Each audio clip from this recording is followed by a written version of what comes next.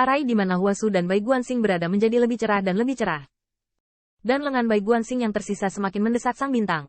Meskipun dia tidak bisa melihat semuanya dalam mimpi buruk, ketenarannya setidaknya bisa menunjukkan Qin Yichen yang berjalan dalam tidur melalui keagungan Wen Tianguan. Tapi semakin saya menonton, semakin banyak hati Bai Guanxing bergetar. Dari leher yang terus-menerus digaruk Qin Yichen, bagaimana Bai Guanxing tidak dapat menyimpulkan bahwa mimpi buruk itu adalah pengorbanan pada bilah bundar bulan darah. Itu adalah prajurit iblis tertinggi dari klan bulan iblis.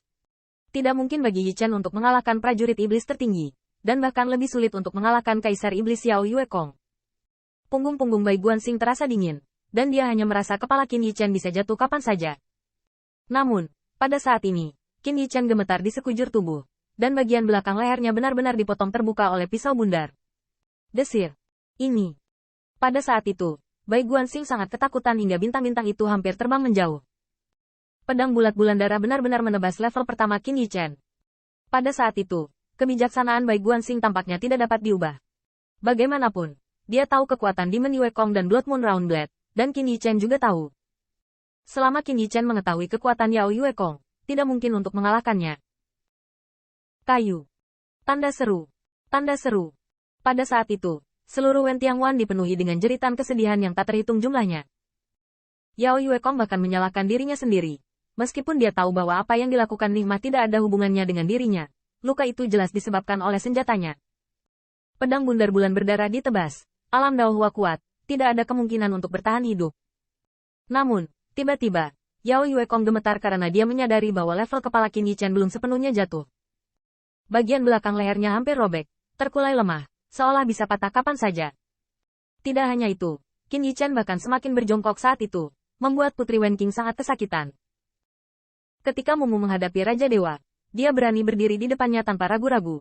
Tetapi di tengah mimpi buruk, bisakah dia akhirnya mundur? Dan masih banyak lagi. Yao Yuekong tiba-tiba mengguncang tubuhnya. Dia mengeluarkan pedang bulan iblis, terus melihat pedang itu, dan kemudian melihat leher Qin Yichen yang hampir patah. Memikirkan mundurnya Qin Yichen sekarang, dia tiba-tiba memikirkan. Saudara Feng, keluar dari pedang bundar bulan darah. Faktanya, seperti yang diharapkan Yao Yuekong. Ketika senjata Kekaisaran Bihai dan Blood Moon War Blade tidak bisa membantu, Qin Yichen menemukan kesempatan itu dan tiba-tiba meregang dan ditarik kembali di tingkat pertama. Tapi pedang bundar bulan berdarah adalah pedang Kaisar Iblis. Meringkuk sejenak, hampir memotong lehernya. Seruan Yao Yuekong juga membuat Putri Wenqing gemetar, tetapi harapan yang baru saja muncul itu langsung hancur. Bagaimana jika lolos sekali? Akan lebih baik untuk mengatakan bahwa sekali saja, kayunya hampir berada di tempat yang berbeda. Dapat dikatakan bahwa kayu tidak pernah berhenti untuk kedua kalinya. Terutama ketika Yao Yuekong hampir bisa menyimpulkan bahwa mimpi buruk akan berubah menjadi dirinya, Ke Tiangxuan dan yang lainnya hampir putus asa. Apakah ini hal yang baik? Tanda seru. Mimpi buruk berubah menjadi kaisar iblis yang kuat, bukankah ini lebih menakutkan? Pada saat yang sama, dalam mimpi buruk, Yao Yue memegang bilah bulat bulan darah di tangan kosongnya, dengan ekspresi jenaka di ekspresinya. Apakah kamu masih ingin mati? Sayang sekali kamu tidak bisa menahannya. Namun, Qin Yichen sepertinya tidak mendengar apa-apa, hanya menurunkan level kepalanya yang hampir patah, dan terus bergumam pada dirinya sendiri. Hehe, palsu, semua ini palsu. Palsu, semuanya palsu.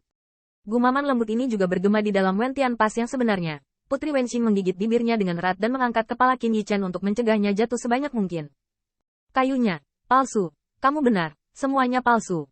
Putri Wenqing tidak tahu saat ini. Apakah dia berbicara sendiri atau menipu dirinya sendiri? Bagaimana jika itu palsu? Tendangan Xiao Yu benar-benar menyebabkan Mumu hampir terpotong di pinggangnya. Pada saat ini, pedang bulat bulan darah hampir memotong kepala kayu. Di mata puluhan ribu tentara, Jenderal Feng dan mereka lebih seperti pembicaraan gila saat ini. Palsu, semuanya palsu. Pada saat ini, Qin Yichen terus bergumam, tetapi Yao Yuekong menatap matanya, tetapi menggelengkan kepalanya dengan bercanda. Kamu sekarat. Kenapa kamu tidak percaya? Jika itu salah, maka Demon Yuekong yang asli, bukankah sudah waktunya untuk menyelamatkanmu sejak lama? Di aula surga tinggi, permaisuri melihat Qin Yichen perlahan mengangkat kepalanya, matanya merah. Apakah itu benar? Nah, kakek kedua, terserah Anda untuk membunuh saya. Qin Yichen memandang Ke Tiangxuan dan menatapnya. Namun, saya telah memanggil Anda kakek kedua. Bahkan jika dia sudah mati, dia akan lebih baik. Jadi, keluarkan zombie berhargamu dan bunuh aku. Begitu kata-kata ini keluar, mata Ke Tiangxuan tampak dingin, dan niat membunuh melonjak. Oke, Kalau begitu aku akan memenuhimu. Selama ledakan, Ke Tiangxuan perlahan mengangkat kotak brokat, membuka kotak brokat, dan pancarannya melonjak, cukup untuk menghancurkan dan menelan Qin Yichen yang terluka parah pada saat ini.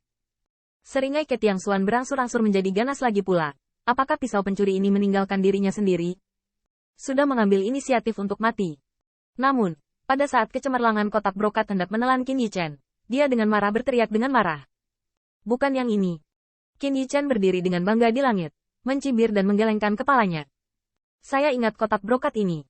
Saat itulah celah ruang waktu dari era primordial terbuka. Anda dan saya keluar dan bergegas ke alam semesta kuno.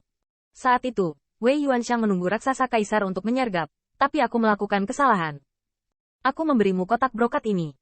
Qin Yichen menatap Ke Tiangxuan, tersenyum secara bertahap. Ubah satu. Ubah ke harta karun yang belum pernah kulihat sebelumnya dan datang dan bunuh aku. Suaranya polos dan biasa-biasa saja, tetapi bercampur dengan sedikit senyuman. Bahkan senyuman ini seakan hanya sebuah perjuangan sebelum kematian. Namun, kata-kata ini membuat seringai Wei Yuanxiang perlahan membeku. Kenapa kamu tidak melakukannya? Qin Yichen tersenyum, tetapi melihat wajah Ke Tiangxuan cemberut.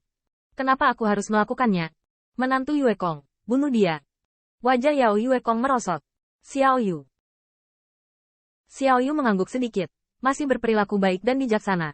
Tampaknya jika saudara Yue Kong memintanya untuk membunuh siapapun, dia akan membunuh siapapun. Ledakan. Tanda seru. Tanda seru.